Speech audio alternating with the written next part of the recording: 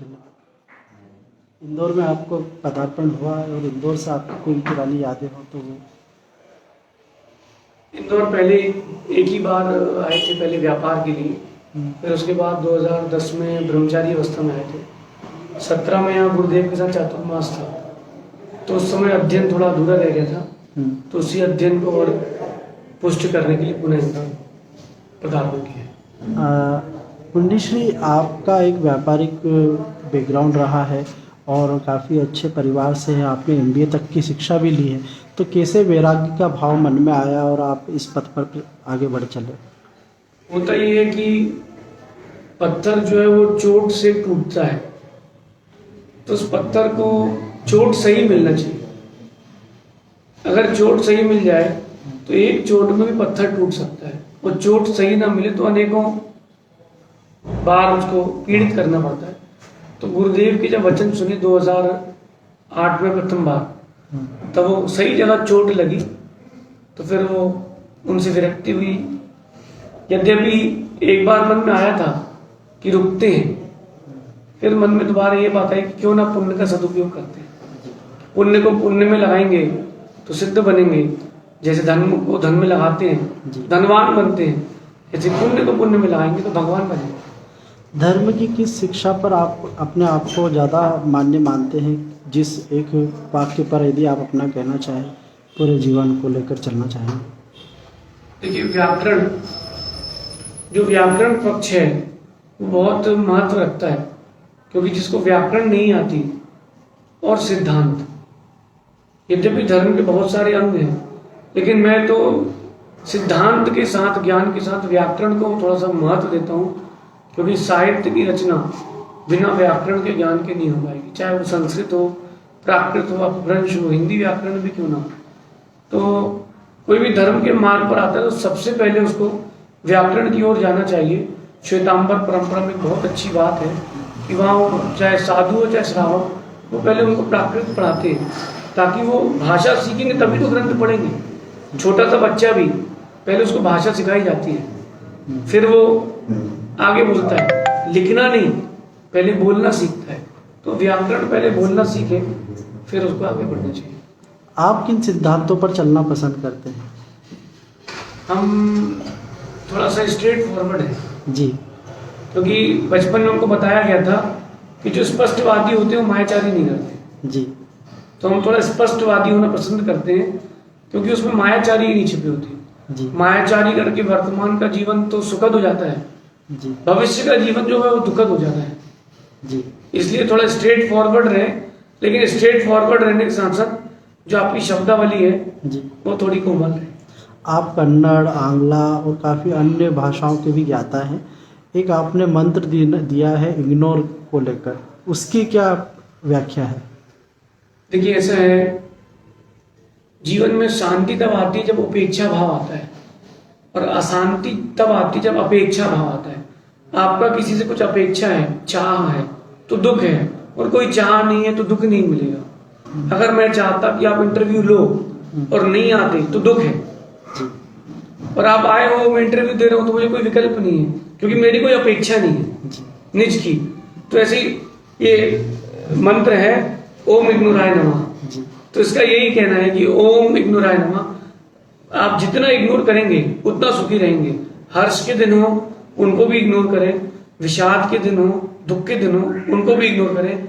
खुशी में व्यक्ति भूल जाता है और भूल जाता है कि मैं कौन हूं, और दुख के दिन व्यक्ति क्या होता है, कूलता है, तो वो तो फिर भूल जाता है कि मैं कौन हूं। तो दोनों समय ओम इग्नोराय नमः। अगर ये इंटरव्यू 1 करोड़ लोगों ने देख लिया तो भी ओम इग्नोराय नमः, और किसी ने नहीं देखा तो भी ओम इग्नोराय। इस वर्ष चातुर्मास में किन विचारों को आप चाहेंगे कि समाज के बीच पहुंचाया जाए? समाज के बीच मेरा ये मानना है कि एक तो बच्चों में संस्कार, इसके लिए उपनयन संस्कार का एक आयोजन होता है वो, और दूसरा चीज ये होती है कि आज के समय में जो ये जैसे इंदौर में अपन है, तो इंदौर के लोग अब वो धर्म से उतना, भले ही मंदिर बढ़ रहे हैं लेकिन धर्म कम हो रहा है। मंदिर तो कॉलोनी है, चाहे जैन मंदिर हो चाहे हिंदू मंदिर हो, मंदिर तो कॉलोनी कॉलोनी है, लेकिन धर्मात्मा कम हो रहे हैं। उन धर्मात्मा कम होने के कारण उनकी व्यस्तता है, धर्म से दूर होना है। तो वो धन के अर्जन में लगे, धर्म के अर्जन में नहीं लगे। एक माँ अपने बच्चे को बस स्टॉप छोड़ देती है और फ्री है, क्योंकि टिफिन उसको स्कूल में मिल जाएगा। तो आज के समय केवल धन की संग्रह और धन के व्यय की चर्चा है, धर्म के लिए नहीं है। प्रयास होना चाहिए कि बच्चों से लेकर के बड़ों के तक संस्कार की एक लहर होना चाहिए, ये मेरा मन है। इस चातुर्मास में आपने जो प्रवचन दिए उसमें युवा भी काफ़ी मात्रा में रहते हैं, तो युवाओं के लिए क्या संदेश अभी आप दे रहे हैं? युवाओं के लिए सिर्फ एक ही मुख्य मेरा कहना है कि वो गति में तो हैं, लेकिन अभी मति में नहीं है। जी। वो धन की प्राप्ति गति कर रहे हैं, ज्ञान की प्राप्ति गति कर रहे हैं, लेकिन मति यानी बुद्धि की ओर नहीं जा रहा है। हर कोई युवा डिग्री के लिए भाग रहा है, बौद्धिक स्तर के लिए कोई नहीं भाग। यद्यपि पूर्व में डिग्री नहीं मिलती थी, चाणक्य का समय हो, बाहुबली भगवान का समय हो, ऋषभ देव का समय हो, और अथवा श्री राम का समय हो, उस समय कोई डिग्री नहीं मिलती थी कि 10th पास है कि 12th पास है कि बीकॉम है। उसमें विद्यालय होते थे, तो विद्यालय में ज्ञान मिलता था। अब स्कूल है, स्कूल में डिग्री मिल रही है। तो जो आज के समय के बच्चे या लोग हैं, वो केवल डिग्री के लिए भाग रहे, ज्ञान के लिए कोई नहीं जा रहा। जबकि प्रयास हमारा ज्ञान के लिए होना चाहिए था। इसी इंदौर के जो सेठ थे, राजा भी कह लो उनको, सर सेठ हुकुमचंद जी, ज्यादा पढ़े लिखे नहीं थे, उनको अपना साइन करना भी नहीं आता था, नाम भी लिखना नहीं आता था, लेकिन उन्होंने बौद्धिक विकास किया, डिग्री के लिए नहीं भागी। आज के समय में बच्चे सिर्फ डिग्री के लिए भाग रहे हैं, ये उनकी बुद्धि का ह्रास हो रहा है। महाराज जी, एक सवाल और था कि अभी वर्तमान में हम जो दैनिक दिनचर्या जी रहे हैं, एक आम व्यक्ति की, वो अपने दिनचर्या में रहते हुए अपने आप को धर्म से कैसे जुड़ा हुआ रहे और किन चीज़ों का अपने जीवन में उतार कर वो एक। देखिए, ऐसा है कि धर्म के लिए समय की नहीं, भावों की आवश्यकता है। यहां बैठ करके भी आप धर्म कर सकते हैं। जो आपका दृष्टिकोण है देखने का, यद्यपि आज बहुत भागम भाग है, 24 घंटे में व्यक्ति को 24 घंटे काम है, सोचते समय भी कुछ ना कुछ चलता रहता है। तो मेरा मानना है कि अगर व्यक्ति बुद्धि से काम करता है, बुद्धि से तात्पर्य समय का सदुपयोग करता है, तो उसके पास बहुत समय है। जैसे अभी आप और हम बैठे हैं, तो 5 मिनट की आपकी हमारी चर्चा है, तो 5 मिनट के लिए आप धर्म कर सकते हैं, त्याग कर सकते हैं। तो 5-5 मिनट का करके भी व्यक्ति आगे बढ़ सकता है। अभी खाली बैठे तो उतनी देर में एक माला फेर ली है, तो उतनी देर में वो धर्म कर सकता है। तो यद्यपि माना की व्यस्तता बढ़ गई है, लेकिन धर्म भी चाहे तो बढ़ा सकते हैं। धर्म की दृष्टि से एक संतुलित दिनचर्या आप कैसी मानते हैं, कैसी होना चाहिए, जो धर्म की दृष्टि से भी काफ़ी सुरक्षित है? देखिए, जो धार्मिक होगा वही स्वस्थ होगा, इस सूत्र को मत भूलिए। जो व्यक्ति धार्मिक होगा वही स्वस्थ जीवन जी पाएगा। जो धार्मिक नहीं है वो स्वस्थ जीवन नहीं जी पाएगा, क्योंकि वो 12 बजे 2 बजे सोएगा, 3 बजे सोएगा, 11 बजे उठेगा। तो आयुर्वेद कहता है कि जो सूर्य को से पहले उठता है उसको सूर्य बहुत देर तक देखने मिलता है, मतलब उसका जीवन बहुत अधिक समय तक रहेगा। समझ रहे मैं आपसे क्या करूँ? सूर्य को अगर कोई उगता हुआ देखेगा तो वो सूर्य के पास बहुत समय तक देख पाएगा। तो उठने से लेके, भोजन की पद्धति से लेके, शयन की पद्धति से लेके, इन सारी पद्धतियों पर ध्यान रखना पड़ेगा। और आज का व्यक्ति इसको बिल्कुल विस्मृत कर चुका है। आपने कई धार्मिक ग्रंथों की रचना भी की है और अभी भी आप एक शिक्षण कार्य से ही लौट रहे हैं, तो किस चीज़ की शिक्षा आप अभी भी लेना चाहते हैं? देखिए, सीखने की कोई उम्र नहीं है जी। सीखने के लिए सिर्फ भाव होना। अभी जो अध्ययन हमारा चल रहा है वो सिद्धांत का चल रहा है। हर धर्म में सिद्धांत अलग होते हैं और व्याकरण अलग होती है, उनका न्याय का पक्ष अलग होता है, कथाएं अलग होती हैं, साहित्य अलग होता है, छंद अलंकार विद्या होती है, वास्तु, ज्योतिष, गणित, ये सारी विद्या होती है। तो एक सिद्धांत पक्ष होता है। जैसे मोबाइल है आपका, उसका सिद्धांत है कि इतने घंटे ज़्यादा चलेगा नहीं, बंद हो जाएगा। तो ऐसे जो जिनागम का सिद्धांत पक्ष है, उसके अध्ययन के लिए गोमटसार, जीवकांड, कर्मकांड, लब्धिसार और छपनासार का अध्ययन किया। वर्तमान में हम यहाँ पर पंडित जी साहब के लाभ ले रहे हैं। जी, एक नई बात सामने आई है कि हमारे तीर्थ राज जो है, तीर्थ को एक पर्यटन स्थल घोषित किया, उस पर आपने काफ़ी आपत्ति भी जताई है तो क्या वजह है जो आप उसको पर्यटन क्षेत्र घोषित करने के विरोध में? देखिए बहुत सारी इसमें विडंबनाएं आ जाएंगी आगे जाकर के। प्रश्न आपका अच्छा है। जो धर्म है, भारत जो है, भारत देश जो धर्मनिरपेक्ष देश है, यहाँ किसी को धर्म की क्रिया में इंटरफेरेंस नहीं होता। हमारा यही कहना है कि जब जैन लोग किसी के क्षेत्र में इंटरफेरेंस नहीं करते तो किसी को हक नहीं है कि वो हमारे क्षेत्रों में इंटरफेरेंस करे। क्योंकि वो जो पर्यटन स्थल होता है वहां पर विशुद्धि के भाव नहीं होते, वहां खाने के, घूमने के, शुभ के भाव तो होते नहीं।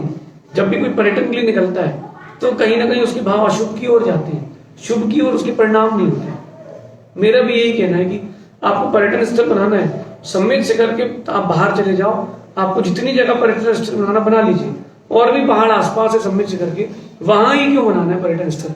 कहीं ना कहीं जैन धर्म से जिसका विद्वेष है वो चाहता है कि वही पर्यटन स्थल बने, और उसी पर्यटन स्थल के चलते हुए गिरनार क्षेत्र हमारा जा चुका है, और गिरनार क्षेत्र जाने के बाद सम्मिलित शिखर भी हमारा जा सकता है, तो उसको जाते हुए नहीं देख सकते। वो कोई सम्मिलित शिखर जो क्षेत्र है वो किसी जैनों का अकेला नहीं है, सभी के वहां जैन लोग भी आते हैं, लेकिन मर्यादा के साथ। आप हमारे कक्ष में आओ तो आप जूते चप्पल उतार कर आए, आप आए ना तो जूते चप्पल उतार करके आए हो, क्यों? कि इस कक्ष की मर्यादा है, ऐसे उस क्षेत्र की मर्यादा है। अब वहां मांस, फिर पर्यटन होगा तो लोग सिगरेट भी पियेंगे, मांस भी खाएंगे और शराब भी पियेंगे, तो उस क्षेत्र की पूरी वर्गणा खत्म हो जाएगी। वास्तु में कहते हैं कि एक अलग से कमरा होता है घर पर, किसके लिए? जिनका मदिरा पान आदि करना है तो अलग कमरे में करते हैं। वो भवन होता है, किसी को गुस्सा होना है, रूठना है, रोना धोना है, उस भवन में जाकर होते हैं, ताकि वर्गणाएं उस भवन तक अशुद्ध रहे। तो हम नहीं चाहते कि हमारे क्षेत्र की वर्गना अशुद्ध हो, क्योंकि जैन दर्शन उसको स्वीकार नहीं करता है।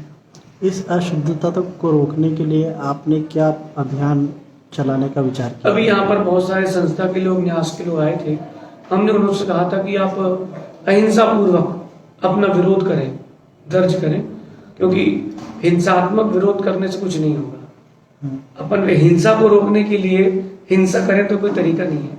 हम हिंसा को रोकने के लिए भी अहिंसा का प्रयोग करेंगे। जिस महावीर की अहिंसा को गांधी जी ने अपनाया था, उसी महावीर की अहिंसा को हम यहाँ पर कहना चाहते हैं कि श्री राम जैन आगम से कुछ और कथा है, हिंदू दर्शन से कुछ और कथा है। यद्यपि श्री राम को तो सीता जैसी और भी स्त्रियां मिल सकती थी, वो तो मर्यादा पुरुषोत्तम थे, राजपुत्र थे, फिर भी उन्होंने सीता को लेने के लिए लंका भी गए, युद्ध भी किया। क्यों? ये निज की संपत्ति और निज के वस्तु का भाव है। ऐसे जो क्षेत्र है वो हमारी संपत्ति है, हमारा भाव है, इसलिए हम उसके लिए युद्ध तो नहीं करेंगे, लेकिन प्राप्त जब तक नहीं करें तब तक पीछे भी नहीं हटेंगे। इस अभियान की क्या रूपरेखा बनाई है आपने? इस अभियान के लिए हमने कहा कि एक बार आप सामूहिक भारत में, जैसे पूर्व में संधारा के लिए एक भारत बंद का अभियान किया था 2015 में, उसी प्रकार इस बार भी एक सामूहिक भारत में अभियान होना चाहिए कि मालूम चल जाना चाहिए कि जैन लोग केवल आप उनको धार्मिक ही ना माने, वो आपकी अर्थव्यवस्था के आधार है। और इन जैनों के लिए समाज को, अन्य समाज को भी एकत्रित होना चाहिए, क्योंकि आज ये हमारे जैन धर्म के लिए हो रहा है, कल अन्य दर्शन के लिए भी होगा। तो कहीं ना कहीं ये धर्म के लिए आघात है। इसके सामूहिक और टुकड़े टुकड़े में भी अपन को गवर्नमेंट के लिए, जो वर्तमान के राजा कहे जाते हैं, प्रधानमंत्री, उनके लिए ज्ञापन देना चाहिए प्रीति पूर्वक कि हम झगड़ा नहीं चाहते, हम तो विषय समाप्त करना चाहते हैं। तो इसका कोई दिन स्थान अभी तक तय हुआ? अभी दिन स्थान उन्होंने चयन नहीं किया है। आने वाले समय में वो जो भी चयन होगा वो उसको सामूहिक रूप से पूरे भारत में, क्योंकि जैन समाज जो है भारत के प्रत्येक कोने में, कश्मीर से लेकर कन्याकुमारी तक, और यहाँ आसाम से लेकर गुजरात तक, राजस्थान तक, सभी जगह जैन समाज है। छोटे छोटे गांवों में भी जैन समाज है। यहाँ तक कि अभी भी राजा की जो पद्धति है वो जैन समाज ही निभा रही है। जो वीरेंद्र हेगड़े जी है वो आज भी वो राजा की तरह जीवन जी करके स्वयं का भी कल्याण कर रहे हैं और बाकी प्रजाजन का। एक अंतिम प्रश्न मुझे, आने वाले दिनों में आप चातुर्मास के बाद की क्या आपकी पूरी भूमिका रहेगी? अभी तो ऐसा कुछ सोचा नहीं है, फिर भी गुरुदेव का भी बीच में कुछ खबर आई थी कि पथरिया में एक बृहद यति सम्मेलन है मुनियों का, जो हर 5 वर्ष में होता है, आचार्य भगवान विराग सागर जी के सानिध्य में, जिसमें भारत के सभी साधुओं को आमंत्रण दिया गया है।